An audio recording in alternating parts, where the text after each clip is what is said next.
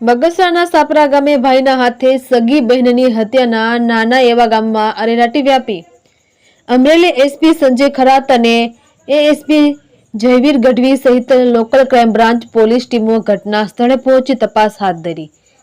ગીતાબેન અરવિંદભાઈ રાઠોડ ઉંમર વર્ષ 48ની હત્યા થયાનું સામે આવ્યું। ગીતાબેન અરવિંદભાઈ રાઠોડના ભાઈ આરોપી નરેશભાઈ દ્વારા કરવામાં આવી હત્યા। આરોપી નરેશની દીકરીને મૃતક મહિલા ગીતાબેનના પુત્ર સાથે પ્રેમ સંબંધમાં ભગાડીના મામલે હત્યા થયાનું સામે આવ્યું। બગસરા પોલીસ સ્ટેશનમાં હત્યાનો ગુનો નોંધી તપાસ હાથ ધરી। આરોપીને પકડવા પોલીસે કવાયત હાથ ધરવામાં આવી। મૃતકની લાશને પીએમ અર્થે બગસરા હોસ્પિટલમાં ખસેડવામાં આવી। રિપોર્ટર અશોક મણવર, બગસરા।